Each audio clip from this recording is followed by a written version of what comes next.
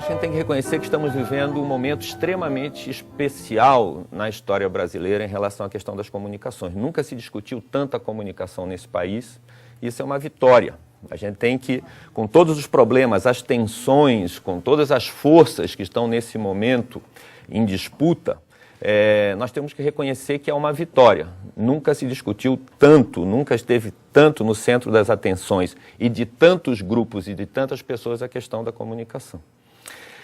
E essa vitória só acontece, é claro, porque nós temos um problema anterior, que é o fato do tema comunicação representar um dos principais déficits da democracia brasileira na atualidade. Nós temos um setor que foi muito pouco discutido, um setor que recebeu muito pouca atenção, logo um setor que está absolutamente defasado quando a gente pensa numa sociedade democrática mais moderna, mais consistente, um Estado democrático de direito em sua plenitude. Se nós olharmos para o campo da comunicação no Brasil, há um déficit tremendo. E esse movimento que agora se dá busca certamente recuperar parte desse prejuízo. Mas também, sem dúvida, isso não vai acontecer sem dores. E porque são vários atores, com posições diferentes, interesses diferentes, e o que nós estamos é no meio dessa questão. E, de novo, se é para saudar alguma coisa, saudar a realização da primeira Conferência Nacional de Comunicação. Eu acho que isto é um mérito, antes de mais nada, do movimento social e de algumas pessoas que historicamente vêm trabalhando essa agenda, tipo formiguinha, e não desistindo, e o governo brasileiro que resolveu bancar, mesmo com a resistência que sabia-se iria acontecer por parte das empresas de comunicação, que veem nesse processo um risco grande de terem seus interesses prejudicados. Então, isso está dado, mas sem dúvida é um avanço. Não está resolvido, está longe, me parece ainda, de uma resolução, mas sem dúvida nós temos um momento muito diferenciado em termos de história brasileira. Por que comunicação é tão importante, entre tantas coisas interessantes que já ouvimos hoje? Antes de mais nada, porque parece quase uma unanimidade hoje em quem estuda a questão, o fato de que nós estamos trabalhando aqui com pegada mental. A gente sabe que os meios de comunicação de largo alcance ou de massa, eles funcionam fortemente como elementos de estímulo, até de moldagem, de influência na nossa percepção de mundo, nos nossos hábitos, nas nossas próprias decisões, seja de consumo, decisões políticas. Estamos altamente influenciados pelos conteúdos dos meios de comunicação.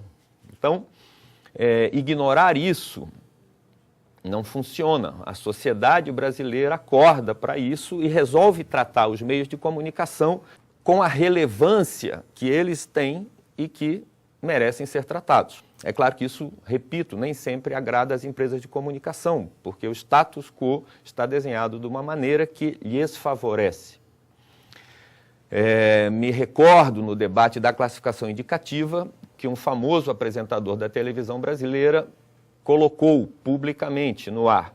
Por que toda essa confusão? A televisão é só um eletrodoméstico. Ela é que nem um refrigerador. Por que a gente tem que estar se preocupando com o refrigerador? Por que se preocupar com a televisão?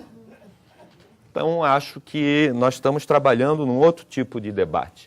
E esse debate demanda a organização desse cenário. Um ator com tanto poder, ele certamente pode usar esse poder de uma forma saudável para a sociedade ou menos saudável. E o Estado deveria entrar para organizar esse cenário, ajudar a compor uma solução que reconheça direitos e reconheça necessidades dos diversos atores. É nesse processo que eu acho que nós estamos. A pergunta é, como fazer isso? Antes de mais nada, eu acho que nós temos desafios importantes nesse momento. Primeiro é a demonização. Como qualquer espaço muito carregado politicamente, é fácil a gente demonizar o outro lado. Então, O movimento social, e eu me incluo aqui nessa autocrítica, ele demoniza muito as empresas de comunicação. E a gente aqui hoje, por exemplo, não ouviu raramente algum reconhecimento das qualidades, por exemplo, dos meios de comunicação de massa brasileiros.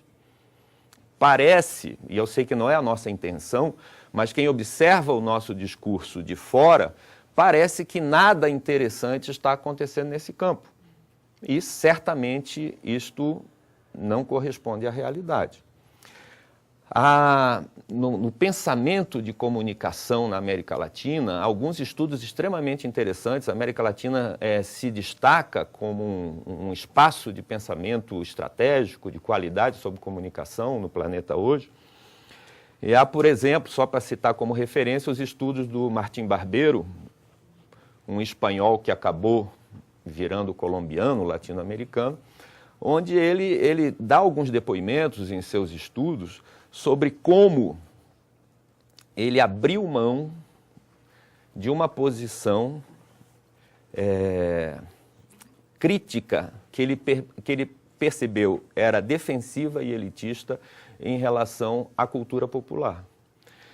E principalmente, acho que interessa aqui para nós, sobre a questão de gênero, o empoderamento das mulheres dentro dos conteúdos que estavam retratados nas telenovelas do jeito que elas são pensadas, pelo criador, ponto final, pelo autor. Não estamos aqui falando de um mérito que a gente teria que reconhecer que é típico da realidade brasileira e da Rede Globo, mais especificamente, que é o merchandising social, onde você usa o espaço da ficção para trabalhar conteúdos que vão ter um impacto extremamente produtivo em relação a questões importantes da agenda social. E a agenda de gênero tem muito a agradecer, eu acredito, a esse tipo de produto ficcional, formato de séries, de telenovelas. Seja naquilo que está só na criatividade do autor, seja naquilo que intencionalmente é colocado como conteúdo de merchandising social. Será que isto lava todos os pecados das grandes empresas? Não. Mas é importante a gente reconhecer que nós temos hoje no Brasil uma televisão muito mais interessante do que alguns vizinhos nossos, que estão fazendo, como a Ana colocou, uma transformação extremamente interessante no seu marco regulatório. A imprensa brasileira também. O jornalismo brasileiro tem espaços de elevadíssima qualidade. E nós temos uma imprensa tecnicamente qualificada com todos os pecados que ela também possa ter. Onde é que está a demonização do outro lado? As empresas demonizam o processo regulatório. Elas fazem questão de manipular a opinião pública no sentido de qualquer atitude regulatória, qualquer atitude no sentido de organizar o campo das comunicações dentro de princípios democráticos, dentro de princípios de uma sociedade capitalista, de mercado, que isto é uma atitude do Estado no sentido de censurar, de ferir a liberdade de expressão. Isso é claramente uma manipulação do que está acontecendo, das propostas que estão se dando. E como fica o Estado nesse campo? O Estado ou atua com medo, e a gente tem visto isso acontecer, e é importante não partidarizar essa questão. Antes do PT estar mexendo nesse vespeiro como está mexendo hoje, o PSDB já mexeu no governo Fernando Henrique e o ex-ministro Sérgio Mota fracassou nas suas intenções de organizar esse campo, então não é uma questão partidária. Então, o discurso empresarial de demonizar qualquer processo de regulação do campo comunicacional é um tremendo desserviço para a sociedade brasileira hoje.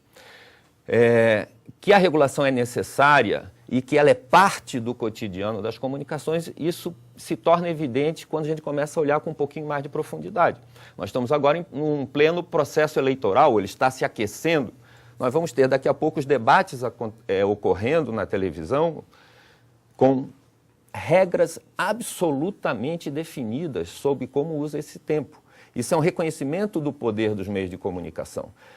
E se espera que, através dessas regras, você impeça que os meios de comunicação venham influenciar o resultado das eleições, conduzindo os eleitores para determinado tipo de caminho. Por isso, o tempo é igual para um e para outro, por isso são acordados com os partidos e com o TSE vigiando todo esse processo tão interessante, tão democrático que nós vamos estar vivendo aí nos próximos meses, e onde os meios de comunicação são centrais. Então, regular é parte da realidade. Como se faz essa regulação? Aí sim. Então, eu termino dizendo que a solução, no meio de todas essas forças que estão contribuindo, eu acho que nós ainda temos que aprender um pouco do ponto de vista técnico. Nós temos capital acumulado de conhecimento sobre esses temas no Brasil, o que pode ser útil. Nós temos capital acumulado de conhecimento no campo internacional. Se estuda mídia e democracia há 200 anos, há 300 anos. Você tem um acúmulo tremendo de democracias já consolidadas que vêm trabalhando com esses desafios e podem servir de experiência importante para nós. Nós poderíamos estar trazendo representantes de órgãos reguladores de outros países discutindo esse campo. E nós temos, para encerrar, hoje organismos que não podem ser acusados de estarem querendo cercear a liberdade de expressão, o Unesco, o PNUD, o Banco Mundial tem 2 publicações interessantíssimas sobre regulação de meios de comunicação. Nós temos organismos trabalhando esse espaço de uma forma extremamente consistente e podemos aproveitar disso. Se o país não aproveita disso, está perdendo. Nós temos que colocar, e como foi mencionado pela Ana, temos países vizinhos fazendo também as suas experiências que podem ser muito úteis para nós. Mas eu acho que nós precisamos qualificar tecnicamente cada vez mais esse debate. Para fugir da polarização, da demonização, uma das soluções, não é que ela seja mágica e perfeita, é trazer esse capital de conhecimento que vai nos ajudar a encontrar qual o modelo regulatório que nós queremos. Finalizando, porque eu já pequei demais, vale lembrar que hoje existem 4 ou 5 pessoas muito interessantes para esse debate no planeta. São os relatores de liberdade de expressão, que estão situados, um no âmbito da ONU, outro no âmbito da OEA, outro no âmbito de um organismo vinculado à União Europeia, outro nos países africanos e, se eu não me engano, há um quinto ou uma quinta nos países árabes, não sei, perdoem a falta de precisão. Mas essas pessoas se reuniram há poucos meses e colocaram um documento público, 10 desafios para a liberdade de expressão nessa década que se inicia. E é muito interessante ver que, além das tradicionais questões que continuam importantes, inclusive no nosso país, em relação a possíveis interferências do Estado sobre a liberdade de expressão, vão aparecer uma série das questões que são caras a nós aqui nesse momento. Diversidade, problemas de concentração de meios. Os próprios relatores da liberdade de expressão ampliaram o seu leque de interesse e colocam publicamente que os desafios são de um âmbito muito mais amplo do que apenas essa triste ameaça do Estado interferindo na liberdade dos meios.